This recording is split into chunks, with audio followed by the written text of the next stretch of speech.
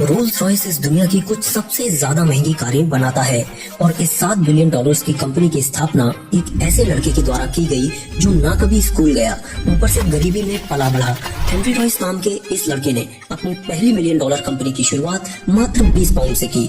आखिर कैसे?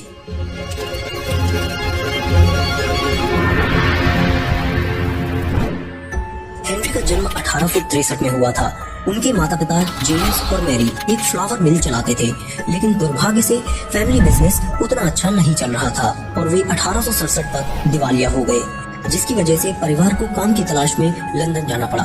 महज 4 साल की उम्र में हेनरी को खेत में चिड़ियों को डराने का अपना पहला काम शुरू करना पड़ा, जिससे बस केवल कुछ ही पैसे बनते थे। वहीं हेनरी के पिता एक दूसरी मिल में काम करने जाते थे, लेकिन फिर भी वे भारी मात्रा में कर्ज में डूबे हुए थे और हालात बद से बदतर तब हो गए जब हेनरी महज 9 साल के थे।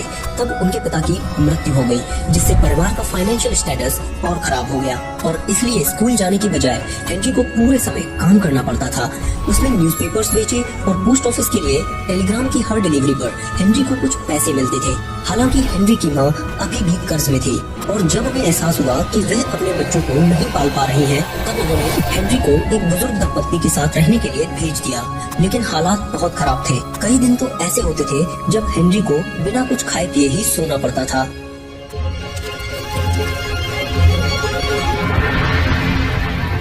कुपोषण के साथ कड़ी मेहनत की वजह से उसे जीवन भर स्वास्थ्य समस्याओं से ग्रसित रहना पड़ा। जब हेनरी 15 वर्ष के थे, तब उनकी चाची ने ग्रेट नॉर्दर्न रेलवे कंपनी के साथ ट्रेनी के तौर पर शामिल होने के लिए आवश्यक छोटी सी फीस देकर हेनरी की शिक्षा में मदद करने की कोशिश की। ट्रेनिंग प्रोग्राम में पैसे देने के बाद अपने घर में हेनरी को रखने के लिए उनकी चाची के पास पैसे नहीं थे, जिसकी वजह से हेनरी को वहाँ से जाना पड़ा। लेकिन सौभाग्य से हेनरी को जॉर्ज एरो नाम के आदमी के साथ रहने को मिला, जिनका लड़का भी उसी ट्रेनिंग प्रोग्राम की तैयारी कर रहा था। रात में जॉर्ज दोनों लड़कों को अलग अलग तरह के औजारों का उपयोग करना सिखाते थे। हेनरी को यह सब बहुत आकर्षक लगने लगा और धीरे धीरे वो प्रैक्टिस में कई घंटे बिताने लगा और एक बच्चा होने के बावजूद वह नियमित रूप से जॉर्ज के बगीचे के शेड में बहुत ही सुंदर मॉडल के ब्राथ व्हील बैरोस बनाने लगा। भले ही हेनरी के पास इतनी शिक्षा नहीं थी, लेकिन वह अपने हाथों से कुशल था। उसके पास एक अविश्वसनीय कार्यशैली थी। दुर्भाग्य से उसकी चाची का पैसा उसकी ट्रेनिंग के 3 साल तक ही चला, जिसकी वजह से उसे ट्रेनिंग बीच में ही छोड़नी पड़ी। लेकिन उसके बाद 17 साल की उम्र में हेनरी ने लीड्स में एक उपकरण बनाने वाली कंपनी के साथ काम करना शुरू किया, जहां उसे प्रति घंटे केवल 1 पैसा मिलता था। फिर वह लिवरपूल में electric light and power company में चला गया। वह अपने साथियों की तुलना में कड़ी मेहनत और लंबे समय तक काम करता था और अक्सर इलेक्ट्रॉनिक्स में बिजी रहने की वजह से खाना खाना भी भूल जाता था। अलग अलग नौकरियां करके उसने जितने भी पैसे बचाए थे, उससे उसने इंजीनियरिंग क्लासेस लेने के लिए सिटी एंड गिल्ड्स इंस्टीट्यूट में एडमिशन लिया। इन क्लासेस में उसने जो कुछ भी सीखा, उसकी मदद से उसे अब तक की अपनी जिंदगी की सबसे बेहतरीन नौकरी चीफ इलेक्ट्रीशियन के रूप में मैक्सिम वेस्टर्न इलेक्ट्रिक कंपनी में हासिल हुई। हेनरी को लगा कि आखिरकार वह उन्नति कर रहा है, लेकिन 1884 में कंपनी डूब गई और हेनरी को एक बार फिर से बेरोजगार रहना पड़ा। ऐसा लग रहा था कि वह चाहे कितनी भी कोशिश कर ले, तरक्की नहीं कर पाएगा। लेकिन इस बार एक अलग कंपनी में दूसरी नई नौकरी की तलाश करने की बजाय हेनरी ने फैसला किया कि वह अपनी खुद की कंपनी शुरू करेगा। भले ही वह गरीब परिवार से आया था, लेकिन हेनरी को लगा कि उसके जीवन में इससे बढ़कर भी कुछ होना चाहिए और इसलिए उसने फैसला किया कि वह अपना खुद का बिजनेस करेगा। बेशक वह जानता था कि उसे कुछ मदद की जरूरत है, इसलिए उसने अपने सभी साथी कर्मचारियों को अपने साथ जुड़ने के लिए मनाने की कोशिश की। उनमें से अर्नेस्ट क्लेयरमोंट नाम का एक दोस्त जोखिम लेने के लिए तैयार हो गया। वह भी एक इंजीनियर था और दोनों ने मिलकर 1884 में F.H. रॉयस एंड कंपनी नामक एक कंपनी शुरू की।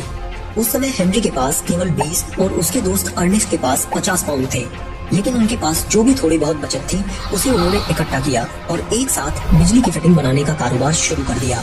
उन्होंने मैनचेस्टर में कुक स्ट्रीट पर एक दुकान किराए पर ली और उसके ऊपर बने हुए कमरे में दोनों रहते थे। खाना खाने के पैसे न होने के कारण वह हर दिन सैंडविच बनाते थे और इस तरह उनके सफल होने की संभावना लगभग न के बराबर थी।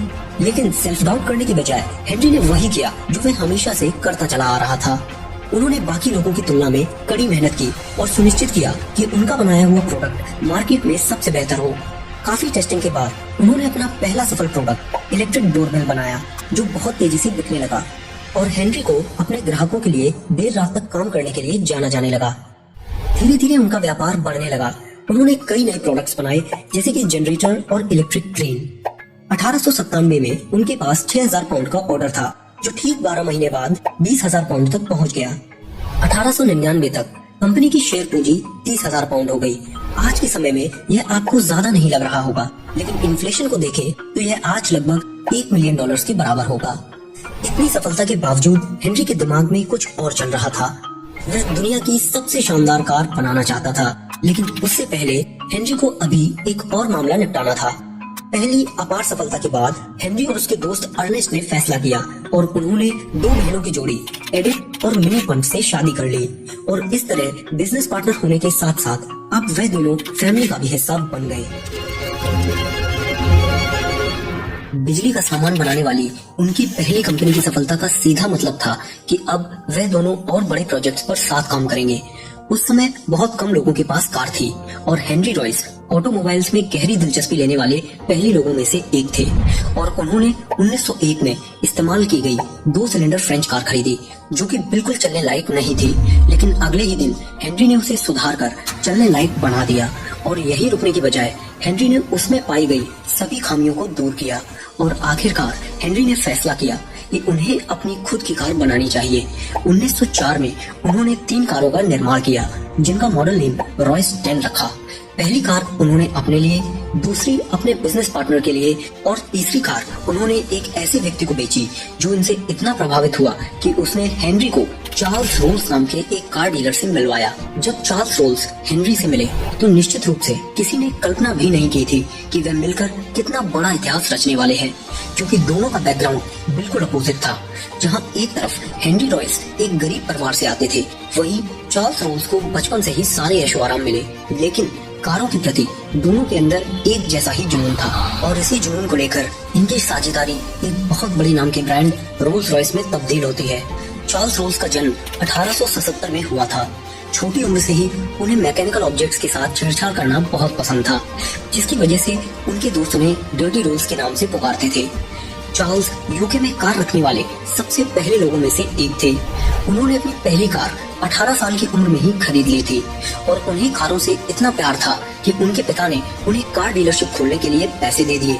उनकी डीलरशिप का नाम CS रोल्स एंड कंपनी था, जहां पर वे फ्रांस से इंपोर्ट की गई कारों को अंग्रेजों को बेचते थे।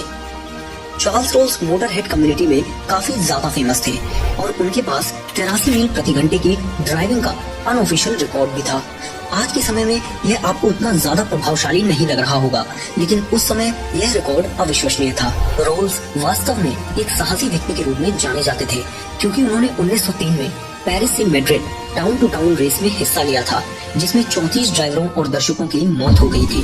रोल्स साल दर साल खतरनाक कार रेसिंग कॉम्पिटिशन्स में हिस्सा लेते थे। वे न केवल तेज कार चलाने के प्रशंसक थे, बल्कि वे एक एविएटर भी थे।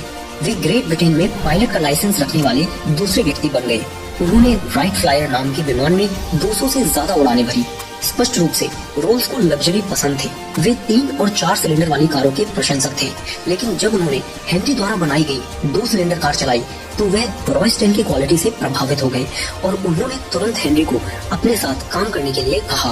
उस शाम रोल्स उसी रॉयस 10 में वापस लंदन चले गए। आधी रात में उन्होंने अपने बिजनेस पार्टनर को जगाकर कहा कि उन्हें अभी अभी दुनिया का सबसे बेहतरीन मोटर इंजीनियर मिला है। 1904 में चार्ल्स रोल्स और हेनरी रॉयस ने ऑफिशियली रोल्स रॉयस की नींव रखी। गरीबी में पैदा होने के कारण हेनरी को सफलता पाने में थोड़ा समय लगा, जबकि चार्ल्स के पास बचपन से ही सब कुछ था, जिसके कारण दोनों की उम्र में भी काफी फासला था। जहां चार्ल्स केवल 27 साल के थे, वहीं हेनरी की उम्र लगभग 41 साल थी। दोनों की पार्टनरशिप खूब रंग लाई। हेनरी के पास कई सालों का इलेक्ट्रॉनिक्स एंड मैकेनिकल ऑब्जेक्ट्स बनाने का अनुभव था, और चार्ल्स के पास नई उमंग और जोश। चार्ल्स एक बढ़िया बिजनेसमैन थे, जो मार्केटिंग का उपयोग करना जानते थे। उन्होंने उच्च वर्ग में अपने संबंधों का इस्तेमाल किया। उन्होंने राजनीति, मीडिया और रॉयल्टी में अपने संबंधों का फायदा उठाया, और ऐसे ग्राहकों को ढूंढा जो उनकी लग्जरी कारों को खरीद सकते थे। चार्ल्स और हेनरी एक दूसरे के पूरक थे, क्योंकि वे दोनों अपनी अपनी कला में माहिर थे।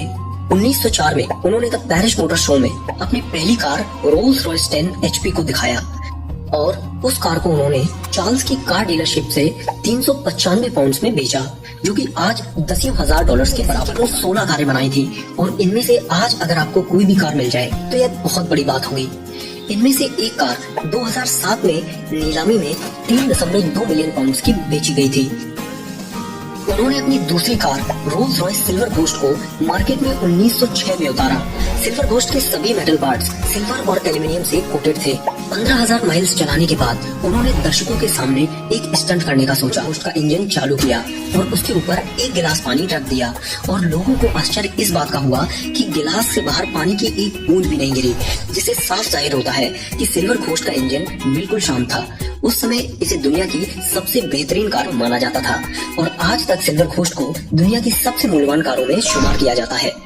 जब वे ऑटोमोबाइल की दुनिया में काफी फेमस हो गए, तब चार्ल्स ने हेनरी को हवाई जहाज का इंजन बनाने के लिए मनाने की कोशिश की, क्योंकि चार्ल्स का दूसरा जुनून उड़ना था। लेकिन हेनरी ने साफ इनकार कर दिया। कंपनी की बढ़ती सफलता को देखकर चार्ल्स के पास विमानों पर ध्यान देने के लिए काफी समय था और इसलिए उन्होंने कंपनी के तकनीकी निदेशक के पद से इस्तीफा दे दिया। चार्ल्स ने कहा कि वे ड्राइविंग से ज्यादा उड़ना पसंद करते हैं, क्योंकि हवा में कोई पुलिसकर्मी नहीं होता। 1909 में उन्होंने अपना राइट फ्लायर विमान खरीदा और एक साल बाद चार्ल्स इंग्लिश चैनल को उड़ान भरकर पार करने वाले दुनिया के पहले व्यक्ति बन गए।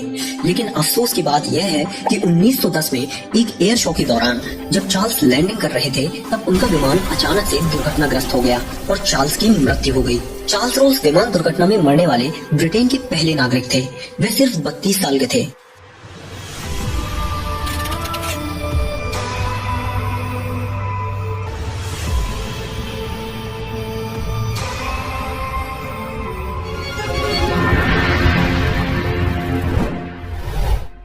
अपने साझेदार को खोने के ठीक एक साल बाद हेनरी का स्वास्थ्य भी बिगड़ने लगा। वर्षों से खराब खान पान और नींद की कमी से उनकी सेहत खराब हो रही थी। वे रोल्स रॉयस की फैक्ट्री से ज्यादा घर पर समय बिताने लगे। अपने खराब स्वास्थ्य के बावजूद हेनरी रॉयस ने कड़ी मेहनत करना जारी रखा। वे अपने बिस्तर से ही डिजाइन के स्केचेस बनाने लगे।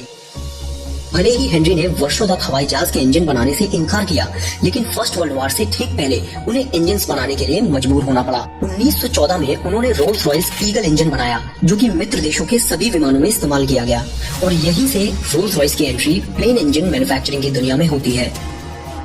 1921 तक उनकी कारों की डिमांड इतनी बढ़ गई कि 3 साल का बैकलॉग हो गया और इसलिए उन्होंने स्प्रिंगफील्ड मैसाचुसेट्स में एक नई अमेरिकन रोल्स रॉयस फैक्ट्री खोली।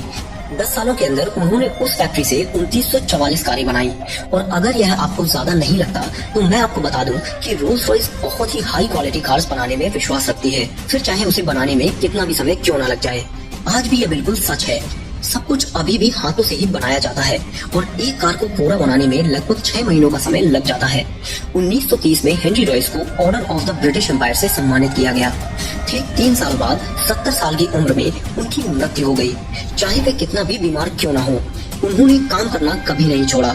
अपनी मृत्यु से एक रात पहले उन्होंने एक लिफाफे के पीछे एक एडजस्टेबल शॉक ऑब्जर्वर का एक स्केच बनाया और अपनी नर्स से कहा कि वह इसे फैक्ट्री के मजदूरों तक पहुंचा दे।